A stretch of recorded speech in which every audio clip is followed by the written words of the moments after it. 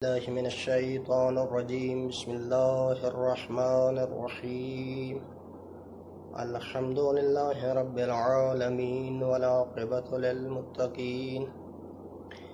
والصلاة والسلام على رسوله الكريم، ثم الصلاة والسلام على آله الطيبين الطاهرين المعصومين. أما بعد، فقد قال رسول الله صلى الله عليه وآله وسلم: إن الحسن والحسين سيدا شباب أهل الجنة. سامعین محترم، ناظرین گرامی، السلام علیکم ورحمۃ اللہ وبرکاتہ۔ آج کے اس سلسلہ گفتگو میں انشاءاللہ امام حسن مجتبی علیہ السلام آنگن جناب سیدہ اور گلستان امامت کا پہلا پھول کہ جن کو حسن سے موسوم کیا گیا، ان کا تذکرہ کروں گا،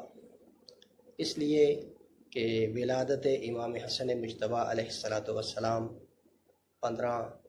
رمضان المبارک، روزے 15 ماہ رمضان المبارک اور 7 ہجری ہے، تو قریب ہے، آج 14واں روزہ ہے، تو اس لیے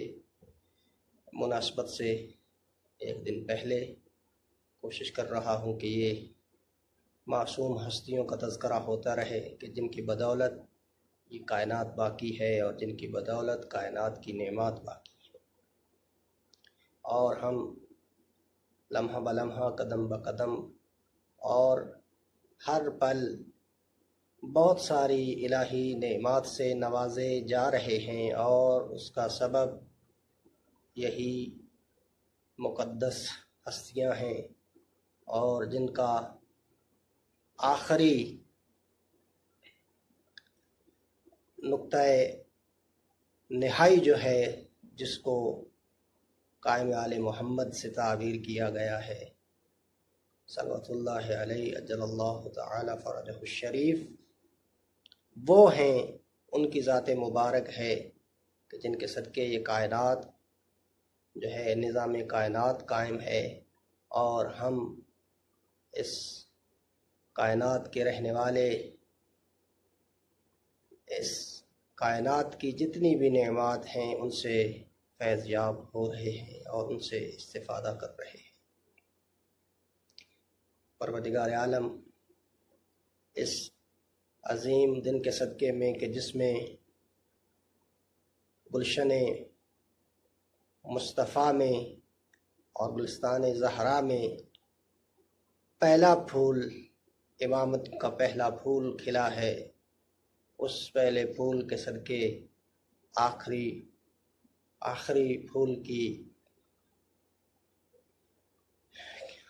پھول کے ظہور میں تعجیل فرمائے اور ہمیں اس آخری پھول کی خوشبو سے معطر ہونے کی سعادت نصیب فرمائے۔ تو چونکہ 15 ماہ مبارک 3 ہجری کی شب کو مدینہ منورہ میں اس معصوم نے جب آنکھ کھولی تو یہ مدینہ جو ہے یہ روشن ہو گیا، اور منورہ بھی اسی لیے کہا جاتا ہے کہ ان ہستیوں کی وجہ سے اور پیغمبر کے آنے کی وجہ سے یہ اس طرح مدینہ بنا، اور مدینہ سے پھر منورہ بنا، یعنی اس کے اندر نور ہی نور پھیلا، اور تاریکیوں سے نکل کر، اندھیروں سے نکل کر یہ اجالوں اور روشنیوں کا شہر قرار پایا۔ تو ولادت امام حسن مجتبی علیہ السلام سے قبل جناب ام الفضل خواب دیکھتی ہیں کہ رسول گرامی اسلام کے جسم اقدس اور جسم مبارک کا ایک ٹکڑا جو ہے وہ ان کے گھر آ پہنچا ہے، ان کی گود میں آیا ہے، تو پریشان ہو گئیں اور خدمت پیغمبر میں آئیں اور آ کر اپنا خواب جو ہے وہ بیان فرمایا اور تعبیر جو ہے وہ دریافت فرمائی۔ تو اس وقت پیغمبر اکرم اسلام نے جب اس خواب کو سنا تو مسکرائے اور فرمایا، اس کی تعبیر یہ ہے کہ میری لخت جگر فاطمہ کے بطن سے انشاءاللہ ان قریب ایک ایسا نومولود آئے گا کہ جس کی پرورش تم کرو گی۔ مورخین کا کہنا ہے کہ رسول اکرم اسلام کے گھر میں آپ کی پیدائش اپنی نوعیت کی پہلی خوشی تھی۔ آپ کی ولادت نے رسول اکرم اسلام کے دامن سے وہ جو مقطوع النسل ہونے کا دھبا تھا کہ جس کو جناب سیدہ نے پہلے مرحلے میں آ کر رویا تھا اور دور کیا تھا، اس مقطوع النسل دھبے کو آ کر مزید امام حسن مجتبیٰ نے صاف کر دیا، اور دنیا کے سامنے سورہ کوثر کی ایک اور عملی اور بنیادی تفسیر جو ہے آ کر پیش کر دی۔ اب ظاہری بات ہے، جب دنیا میں بچہ آتا ہے تو اس کے بعد ہمارے ہاں جو زیادہ چیز ترجیح رکھتی ہے وہ یہی ہے کہ بچے کا نام کیا رکھا جائے، بچے کا نام کون رکھے، بچے کا نام جو ہے وہ منفرد ہونا چاہیے۔ تو اب آپ کا نام گرامی جو ہے ولادت کے بعد حمزہ تجویز ہو رہا تھا، لیکن سرور کائنات نے بحکم خدا جناب موسیٰ سلام اللہ علیہ کے وزیر ہارون کے فرزندوں کے اسماء پر شبر و شبیر کے نام پر آپ کا نام حسن اور اس کے بعد امام حسین کا نام رکھا۔ امام حسن مجتبیٰ علیہ السلام کی پیدائش کے بعد جناب جبرائیل امین نے سرور کائنات کی خدمت میں ایک سفید ریشمی رومال پیش کیا کہ جس پر نام حسن جو ہے وہ مکتوب تھا، اور ماہر علم النسب علامہ ابو الحسین کا کہنا ہے کہ پروردگار عالم نے جناب فاطمہ کے دونوں شہزادوں کا نام انظار عالم سے پوشیدہ رکھا تھا، یعنی ان سے پہلے کسی بھی فرد کا نام حسن و حسین نہیں تھا۔ یہ نام سب سے پہلے امام حسن کا اور امام حسین کا نام گھرانہ اہل بیت میں رکھا گیا، اور وہ بھی فرزندان رسول کے نام رکھے گئے۔ اور دوسری روایت کے مطابق یہ وہ نام ہیں، یہ وہ اسماء ہیں جو لوح محفوظ پر تحریر ہیں، اور کتاب اعلام الورا میں یہ بات جو ہے نقل ہوئی ہے کہ یہ اسامی جو ہیں حسن و حسین جو ہیں لوح محفوظ میں مکتوب ہیں، لکھے ہوئے تھے۔ اب جب نام کا مرحلہ گزرا تو اس کے بعد آپ دیکھیں بچہ جو ہے جب دنیا میں آتا ہے تو اس کو سب سے پہلے کہاں لے جایا جاتا ہے، کون ہے جو اس بچے کی نسبت زیادہ عزیز ہے، جو اس کی نسبت مہربان و شفیق ہے، تو والدین ہوتے ہیں، خوشی ان کو زیادہ ہوتی ہے۔ تو علل الشرائع میں یہ روایت درج ہے کہ جب امام حسن مجتبیٰ علیہ السلام کی ولادت ہوئی اور آپ سرور کائنات کی خدمت میں لائے گئے تو رسول گرامی اسلام بے انتہا خوش ہوئے، اور خوشی کی انتہا نہ رہی، اور ان کے دہن میں اپنی زبان اقدس دے دی۔ تو میں کہوں گا گویا زبان رسالت جو ہے وہ دہن امامت میں دی گئی۔ پیغمبر گرامی اسلام نے اس نوزائیدہ بچے کو اپنی آغوش میں لیا اور پیار کیا، کان میں اذان اور پھر دوسرے کان میں بائیں کان میں اذان اور دوسرے کان میں دائیں کان میں اذان اور بائیں کان میں اقامت جو ہے وہ فرمانے کے بعد اپنی زبان ان کے منہ میں دی، اور امام حسن اسے چوسنے لگے۔ اس کے بعد آپ نے دعا کی، خدایا اس کو اور اس کی اولاد کو اپنی پناہ میں رکھنا۔ بعض لوگوں کا کہنا ہے کہ امام حسن مجتبیٰ علیہ السلام کو لعاب دہن رسول کم اور امام حسین علیہ السلام کو زیادہ چوسنے کا موقع دستیاب ہوا ہے، اسی لیے امامت نسل امام حسین علیہ السلام میں مستقر ہو گئی۔ تو یہ مرحلہ ہے کہ دنیا میں آنکھ کھولی تو رسول اللہ کی زیارت کی، غذا لی تو رسول اللہ سے لی، اور پھر شفقت و محبت کا اظہار ہوا تو رسول اللہ کی جانب سے ہوا۔ یعنی پوری طرح سے یہ امامت جو ہے آغوش رسالت میں پہلے دن سے ہی پل رہی ہے، اور پورے انتظام کے ساتھ اس امامت کی پرورش اور نشو و نما کا سلسلہ جو ہے اس کا آغاز کیا گیا۔ اور اس کے بعد پھر ہمارے ہاں بھی یہ مستحب ہے کہ عقیقہ جو ہے وہ ہونا چاہیے۔ تو امام حسن مجتبیٰ علیہ السلام کا عقیقہ جو ہے آپ کی ولادت کے 7ویں دن جو ہے سرور کائنات نے خود اپنے دست مبارک سے عقیقہ فرمایا، اور بالوں کو منڈوا کر اس کے ہم وزن چاندی جو ہے اس کو صدقہ کیا۔ اور بھی بہت ساری روایتیں ہیں اس کے ذیل میں البتہ، اور اگر امام حسن مجتبیٰ علیہ السلام کے القاب اور کنیت کے حوالے سے گفتگو کی جائے تو آپ کی کنیت ابو محمد تھی، اور القاب آپ کے بہت زیادہ اور کثیر تھے، جن میں سے طیب، تقی، صبت اور سید زیادہ معروف اور مشہور ہیں۔ اس کے علاوہ محمد ابن طلحہ شافی کا کہنا ہے کہ آپ کا لقب سید جو ہے یہ خود سرور کائنات نے آپ کو عطا کیا۔ البتہ زیارت عاشورہ سے معلوم ہوتا ہے کہ آپ کے القاب اور بھی ہیں، ناصح اور امین سے بھی آپ کو یاد کیا گیا ہے۔ اگر امام حسن مجتبیٰ علیہ السلام کو پیغمبر گرامی اسلام کی نظر میں دیکھا جائے تو کچھ یوں کہا جا سکتا ہے کہ یہ حقیقت مسلمہ ہے کہ امام حسن مجتبیٰ علیہ السلام پیغمبر اسلام کے نواسے تھے، لیکن قرآن نے انہیں فرزند رسول کا درجہ عطا کیا ہے۔ ابناءنا و ابناءکم، تو اب یہاں پر اس آیت کے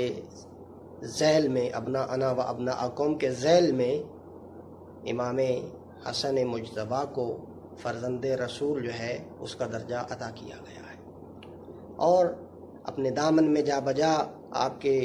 تذکرہ کو جگہ دے رکھی ہے قرآن کریم نے۔ خود سرور کائنات نے بے شمار احادیث امام حسن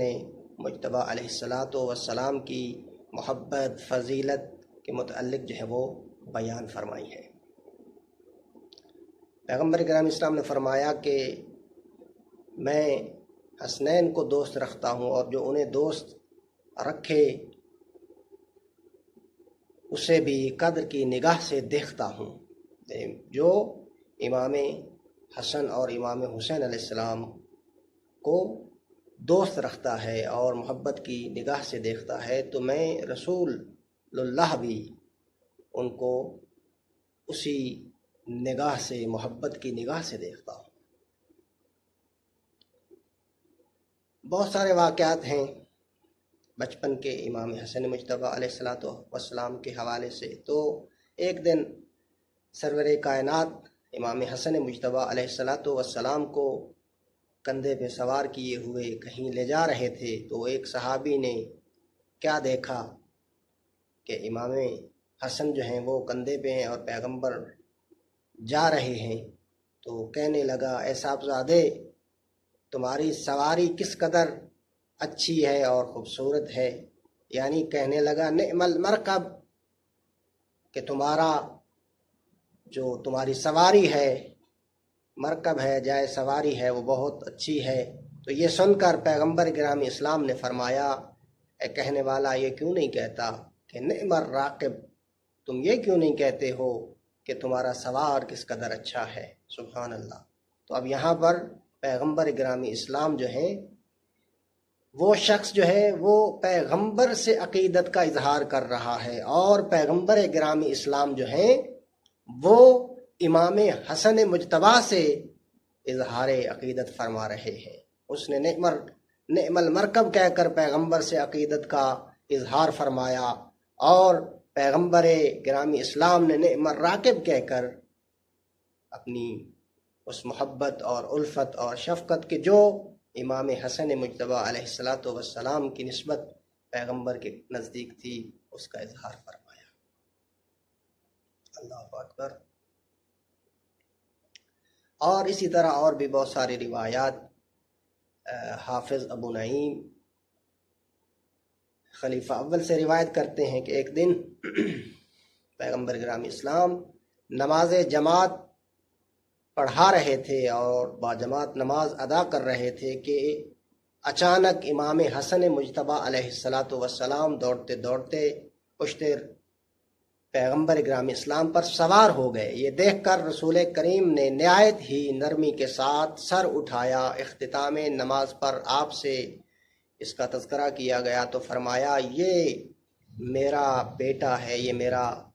گل امید ہے، ابن ھذا سید، اور پیغمبر نے فرمایا یہ میرا بیٹا سید و سردار ہے، اور دیکھو یہ وہ میرا بیٹا ہے کہ جو عنقریب دو بڑے گروہوں میں صلح کروائے گا، جو ہمیشہ صالح ہے، مصلح ہے، صالح بھی ہے اور مصلح بھی ہے۔ سبحان اللہ۔ امام نسائی عبداللہ بن شداد سے روایت کرتے ہیں کہ ایک دن پیغمبر گرامی اسلام نماز عشاء پڑھانے کے لیے تشریف لائے تو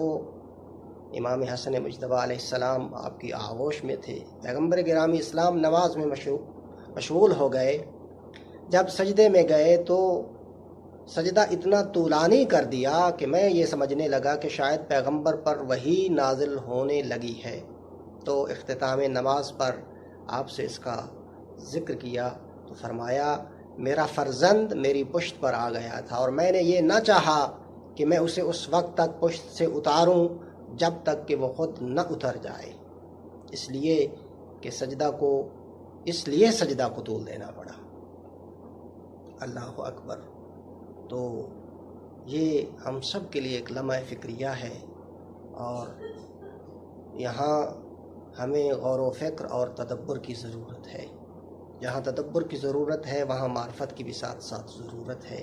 کہ آل محمد سجدوں کی زینت ہیں، آل محمد عبادت و بندگی پروردگار کی طوالت کا باعث ہیں، نہ کہ پروردگار سے غفلت کا سبب و باعث ہیں۔ آل محمد جہاں بھی آتے ہیں تو وہاں قرب الہی مزید بڑھتا ہے، اور اگر ہم آل محمد کے قریب ہونا چاہتے ہیں تو اللہ کے قریب بھی ہونا چاہیے۔ کیوں؟ اس لیے کہ آل محمد کائنات میں آئے ہی اس لیے ہیں کہ اس کائنات کے رہنے والوں کو،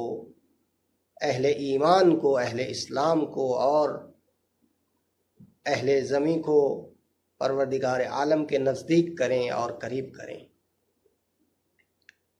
تو امام حسن مجتبی علیہ السلام وسیلہ بنے کہ اس نماز کو طولانی کر دیا جائے جو نماز پروردگار عالم کے لیے ادا کی جا رہی تھی۔ اللہ اکبر۔ ہم امام حسن مجتبی علیہ السلام سے محبت اور عقیدت کا اظہار تو کرتے ہیں، لیکن اگر امام حسن پیغمبر کے قریب ہوتے ہیں اور وہ بھی حالت نماز میں قریب ہوتے ہیں تو پیغمبر اپنی عبادت کو طولانی تر کر دیتے ہیں، پھر ہم ان کے کیسے ماننے والے اور چاہنے والے ہیں کہ زبان پر ہم ائمہ کا ورد کیے جا رہے ہیں لیکن ان کے اعمال اور ان کی سیرت جو ہے ہمارے افعال میں نظر نہیں آتی، ہمارے کردار میں نظر نہیں آتی۔ تو امام حسن مجتبی پروردگار عالم کے قرب کا سبب ہیں، تو پھر ہم امام حسن مجتبی علیہ السلام کو ذریعہ قرب پروردگار کیوں نہیں بناتے، اور اس ماہ عظیم میں ہم اپنے قرب کو وسیع تر کیوں نہیں کرتے۔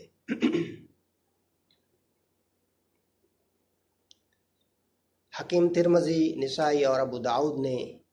بھی یہ روایت جو ہے وہ ذکر کی کہ پیغمبر گرامی اسلام مسجد نبوی میں خطبہ میں محو تھے تو جناب حسنین آ گئے اور حسن مجتبیٰ علیہ السلام کے پاؤں دامن ابا میں اس طرح الجھے کہ زمین پر گر پڑے اور پیغمبر سے یہ دیکھا نہ گیا۔ پیغمبر گرامی اسلام نے اس خطبہ کو ترک کیا اور منبر سے اتر کر آغوش میں امام حسن مجتبیٰ کو اٹھا لیا اور پھر دوبارہ جا کر خطبہ کو وہیں سے شروع کیا۔ اس کا معنی کیا ہے؟ اس کا معنی یہ ہے کہ قرآن ناطق کا تذکرہ اور قرآن صامت کا تذکرہ ساتھ ساتھ ہے۔ قرآن صامت جو ہے قرآن ناطق کے ذریعے اس کی تفسیر کی جاتی ہے، اس کو سمجھا جاتا ہے، اس کو سمجھایا جاتا ہے، اور پیغمبر گرامی اسلام یہ ان کا عمل جو ہے اس بات کی دلیل ہے کہ یہ میرے بیٹے جو ہیں یہ اس میرے بعد میرے خلفاء ہیں، میرے جانشین ہیں اور میرے وصی ہیں، ان سے دور مت ہونا۔ اور حدیث ثقلین ہمارے سامنے ہے، اور جو قرآن و اہل بیت سے دور ہو جاتا ہے گویا وہ گمراہ ہو جاتا ہے، لیکن جو قرآن و اہل بیت کے ساتھ متمسک رہتا ہے، منسلک رہتا ہے، تو وہ دنیا میں بھی کامیاب ہے، آخرت میں بھی کامیاب ہے۔ کیوں؟ اس لیے کہ قرآن و اہل بیت میں کسی قسم کا افتراق و جدائی نہیں ہے۔ حتیٰ یارد علی الحوض، قرآن و اہل بیت حوض کوثر تک ساتھ جائیں گے، اور اگر ہم چاہتے ہیں کہ ہم بھی اس حوض کوثر سے فیض یاب ہوں تو دامن قرآن و اہل بیت سے متمسک رہیں، اپنے ہاتھ سے جانے نہ دیں۔ آج کی گفتگو کا اختتام یہیں پر کرتے ہیں اور یہیں اپنی گفتگو کو روکتے ہیں، اور انشاءاللہ اگلی گفتگو میں امام حسن مجتبیٰ علیہ السلام کی سیرت کے حوالے سے اور ان کی زندگی کے چند پہلو جو ہیں ان کے حوالے سے گفتگو کریں گے۔ پروردگار عالم امام حسن مجتبیٰ علیہ السلام کے صدقے اور ان کے ولادت باسعادت کے صدقے ہمارے گناہوں سے، ہماری خطاؤں سے درگزر فرمائے، اور ائمہ کا مطیع اور فرما بردار بن کر رہنے کی توفیق عطا فرمائے، اور ہمارے آقا اور مولا کے ظہور میں تعجیل فرمائے۔ السلام علیکم ورحمۃ اللہ وبرکاتہ۔